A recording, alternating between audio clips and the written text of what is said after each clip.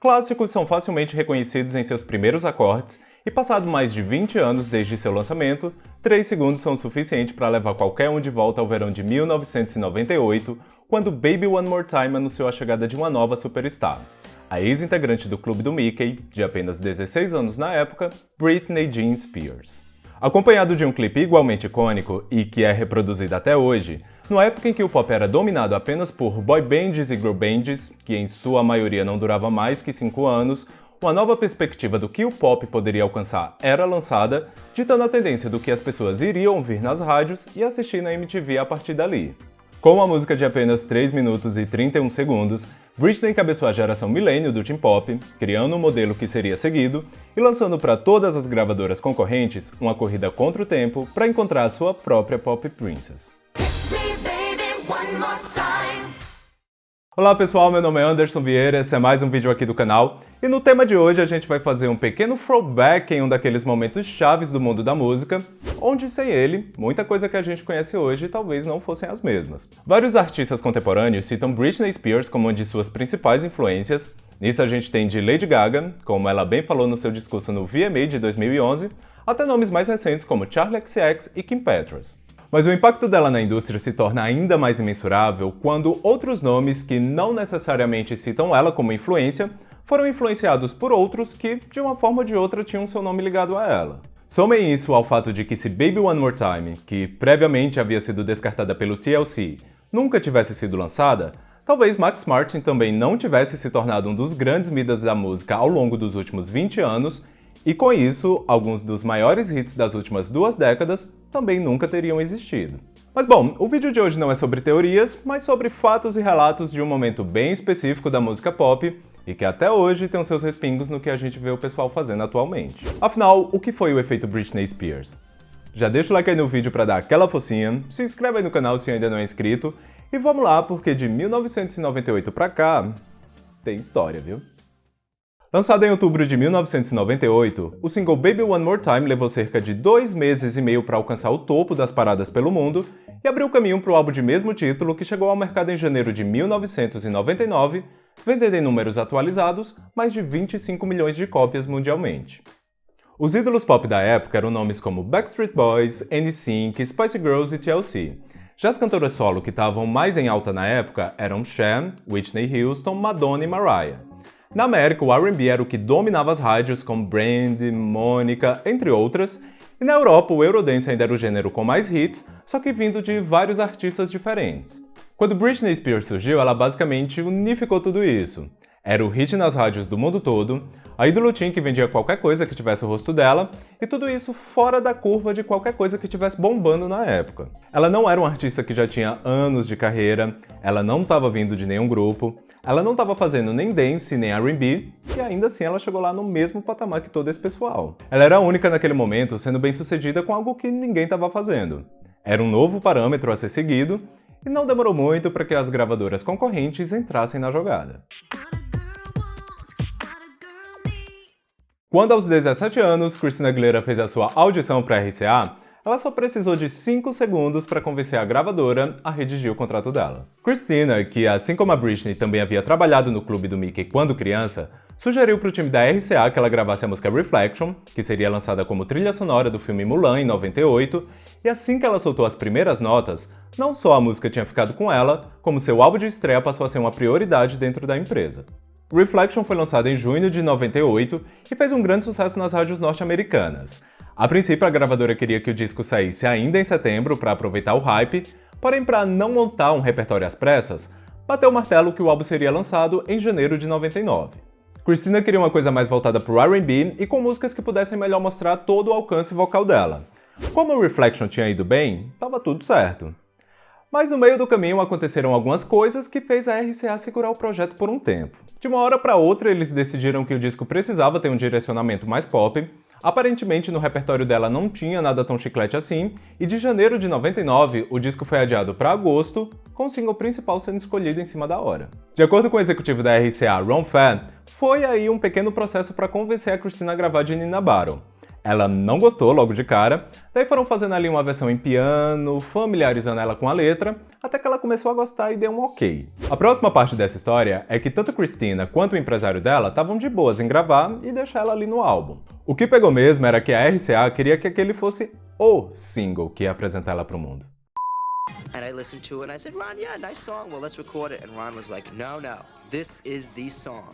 I really thought that that Genie could be that first single, and I always believed in it. And then I had to talk her into it. I liked it, but it definitely lacked soul.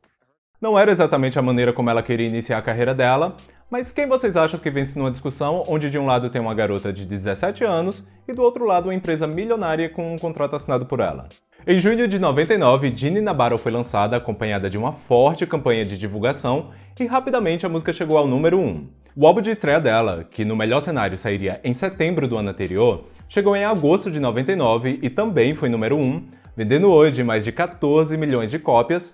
E apesar de nem tudo ter saído do jeito que ela queria, quando os resultados vieram, ela ficou mais ok por pelo menos outras realizações que ela tinha terem sido alcançadas. Seeing my name in a #1 spot on a Billboard chart was something I'd always imagined, something I've always wanted. It was the most amazing thing in the world. Se a Britney fez um barulho estrondoso com Baby One More Time, a Christina não ficou muito atrás com o álbum de estreia dela, e como agora eram duas personalidades fazendo sucesso dentro de um contexto similar, as comparações eram inevitáveis, e assim, por mais que seja mais fácil a gente jogar a culpa de tudo isso na mídia, depois que o tempo passa, a gente vê que nem tudo era tão especulação assim. Num documentário de 2000 e pouco para VH1, a compositora Heather Holloway, que trabalhou com a Christina no primeiro álbum dela, no Stripped, Back to Basics e tals, e até o produtor de Ginny na Battle, Steve Kipner, contaram que esse Britney vs Christina era algo que já estava nos planos da RCA como parte da estratégia de lançamento dela. A gravadora decidia tudo o que eu ia usar. A maquiagem, tudo estava sob controle da gravadora e o que eles decidiam sobre o que seria o pacote perfeito para acontecer na cena pop.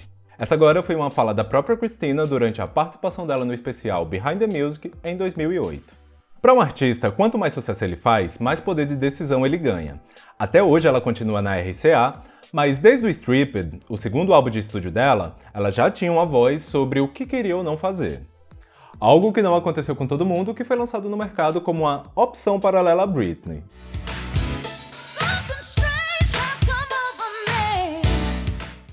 Após 2 anos de contrato assinado com a Columbia Records, mesmo sem lançar nada, em 99, Jessica Simpson ganhou um sinal verde do empresário Tommy Mottola para finalmente lançar o seu primeiro single e álbum. Como Christina estreou com uma proposta muito parecida com a da Britney, para Jessica, que lançou I Wanna Love You Forever em agosto de 99, a melhor opção para ela ali era ter a imagem da jovem garota loira do pop, mas com uma música que mostrasse tudo o que ela podia entregar vocalmente.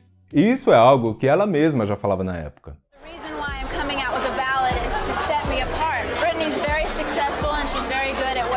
So in some ways I take that as a compliment. My single, I Wanna Love You Forever, it gives me a chance to just sing.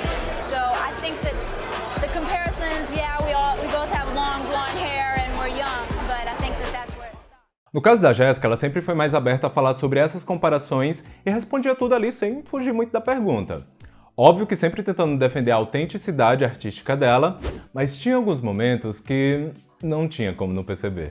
Se a Britney gravasse um clipe dançando no Pier de Santa Mônica, poucos meses depois Jessica Simpson também estava gravando um clipe dançando em Santa Mônica.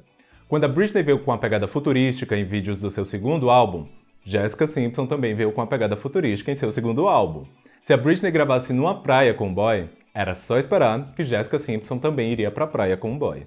Eu amava Jessica Simpson quando eu tinha ali os meus 14, 15 anos, e era daqueles que falava que não tinha nada a ver, que cada um era cada uma, até que depois foi só esperar para que a própria Jessica falasse que era assim, tudo feito para parecer com o que a Britney fazia.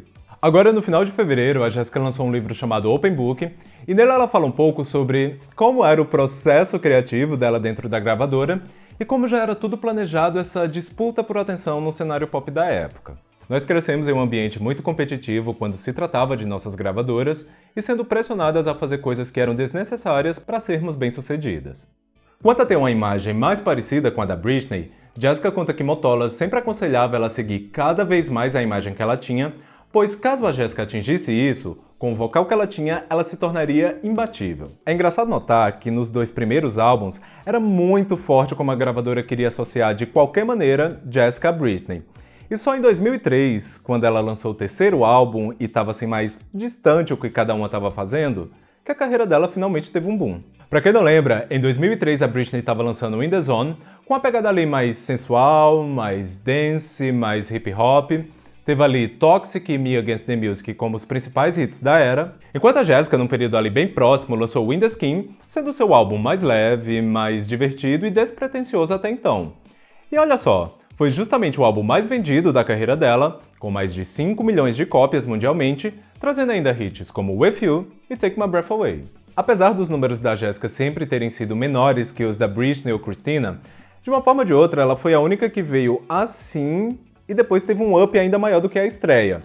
Tanto que o Win the Skin, o In The Zone e o Back to Basic venderam quase que a mesma coisa. Se não me engano, o da Britney vendeu 6 milhões de cópias, o da Jessica 5 milhões e o da Christina 5 milhões também. Mas bom, Britney da Jive, Christina da RCA, Columbia com a Jessica, tava faltando ainda a Epic Records, cuja sua aposta foi com a Mandy Moore. Como quase todos os outros casos citados por aqui, Mandy estreou no cenário pop em 1999, e ao todo foram mais de 10 milhões de álbuns que ela vendeu mundialmente, sendo a maior parte deles dos seus primeiros lançamentos, quando ela surgiu como a mais comportada entre todas as conhecidas como Pop Princess. Atualmente, mais conhecida aí pela maioria pelos seus trabalhos como atriz, a longo prazo eu acho que os filmes da Mandy envelheceram mais atemporal que o repertório dela. Recentemente ela refletiu sobre os seus momentos no olho do furacão do teen pop. Eu sempre fui a 3ª ou 4ª da fila em termos de ser mencionada como as princesas do pop, num grupo onde tinha Britney Spears, Christina Aguilera e Jessica Simpson. Sobre a Britney, eu acho que ela sempre foi a líder da turma, a que começou tudo. Ela sempre estava à frente, abrindo portas, tanto para homens quanto mulheres. Quando assinei o meu contrato com a gravadora, eu já sabia o que eles queriam, mas também sabia que não tinha como competir de forma igual. Eu não era uma boa dançarina e não sabia me portar em frente às câmeras como ela. Até tentei, mas nunca consegui. Tudo isso e mais um pouco, Mandy contou em uma participação de mais de 1 hora no podcast We Need to Talk About Britney, disponível no Spotify. Como todo mundo aí sabe, o sucesso da Britney foi no nível global, e óbvio que nem só nos Estados Unidos houve essa procura para encontrar alguém que pegasse ali carona nessa porta que ela havia aberto. Na Austrália, uma das artistas mais consolidadas nas últimas 2 décadas, no final dos anos 90, Delta Goodrem conseguiu seu contrato com uma gravadora independente no país dela, após o produtor Paul Rings enxergar nela, abre aspas, uma jovem artista capaz de emular o estilo pop de Britney Spears e Mandy Moore. Esse primeiro contrato da Delta acabou não rendendo nenhum lançamento, porém, quando ela se mudou para a Epic Records australiana, ela teve a oportunidade de trabalhar em seu álbum de estreia com os mesmos produtores que já haviam trabalhado com Britney Spears e Mandy Moore. A Delta não fez tanto sucesso assim aqui no Brasil, mas talvez alguns aí devam lembrar dela por Born to Try, que foi trilha sonora de Laços de Família, se não me engano, ou indiretamente pela versão em forró que a banda Gatinha Manhosa fez como Imortal. O que pra mim foi até uma surpresa quando eu vi que o clipe de Born to Try tem aí uns 2 milhões de visualizações aqui no YouTube, enquanto só o áudio de Imortal tem nada mais nada menos que 3 vezes mais visualizações que ele.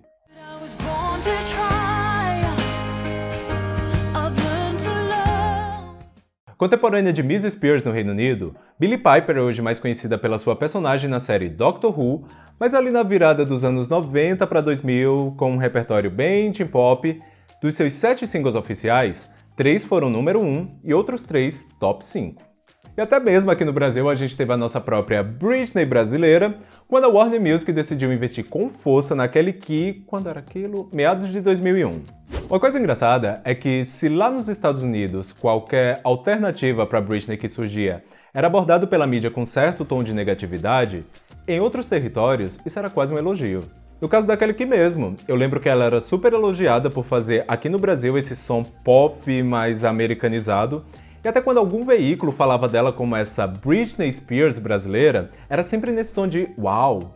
Eu até lembro que ela era criticada por algumas coisas, mas isso aí já era um outro rolê.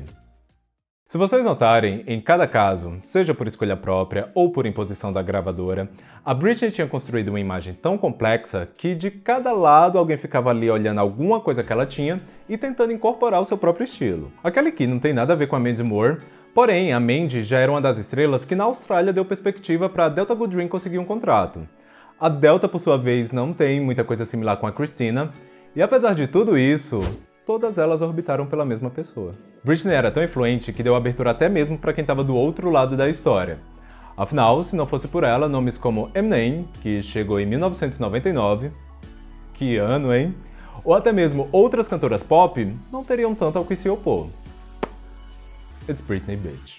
Bom, pessoal, espero que vocês tenham gostado desse vídeo. Se sim, deixa o like, se inscreve aí no canal se ainda não é inscrito, compartilha aí com o pessoal, aquele esqueminha, beleza? Por hoje é isso e vamos nessa.